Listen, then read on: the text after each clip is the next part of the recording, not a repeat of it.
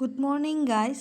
ৰাতিপুৱা মাছৰ বজাৰৰ পৰাই মই এই ভিডিঅ'টো আৰম্ভ কৰিলোঁ।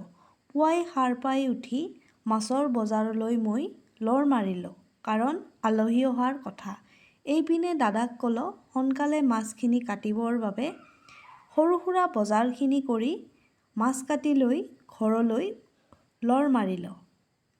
আৰু ঘৰলৈ আহি গা পা ধুই আলহী অহাৰ বাবে মই বাট চাই ৰলোঁ। আজি আমাৰ ঘৰত ফুৰিবলৈ অহা ভণ্টিকেইজনীৰ লগত আমাৰ একেবাৰে ওচৰত থকা ভিতৰৰ গাঁওবোৰ চাবলৈ গ'লোঁ। এয়া দেখিছে আপোনালোকে, আমি সকলোৱে ই-ৰিক্সা এখনত উঠি লৈ এতিয়া আমি পকী ৰাস্তাৰ মাজেৰে গাঁও এখনত সোমালোঁ। যদিও গাঁও, এই ঠাইখনত কোনো ধৰণৰ লেতেৰা আৱৰ্জনা নাই। এইদৰে আমি গাঁওখনত সোমায়ে কেইজনমান মানুহে খাল এটাত মাছ মাৰি থকা দেখিবলৈ পালোঁ।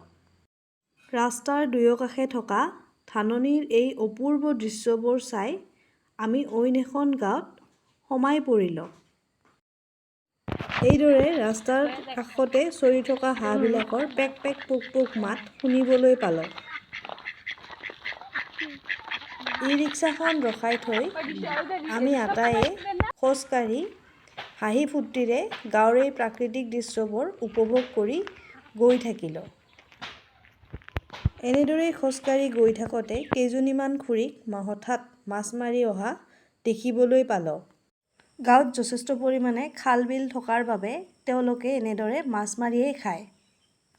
আমি সকলোৱে দিনটোত এনেদৰে ব্যস্ততাৰ মাজত কটাই ঘৰমুৱা হ'লোঁ।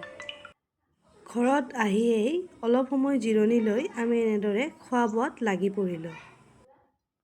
খোৱা লোৱা শেষ কৰিয়েই অলপ সময় জিৰণি লৈ ভণ্টিকেইজনীও ঘৰমুৱা হ'ল আৰু ময়ো আজৰি হৈ ল'লোঁ। পুনৰ আন এটি ভিডিঅ'ৰে লগ পোৱাৰ আশাৰে আজিলৈ সামৰিছোঁ। মোৰ চেনেলটো লাইক, ছাবস্ক্ৰাইব আৰু শ্বেয়াৰ কৰিবলৈ নাপাহৰিব। ধন্যবাদ।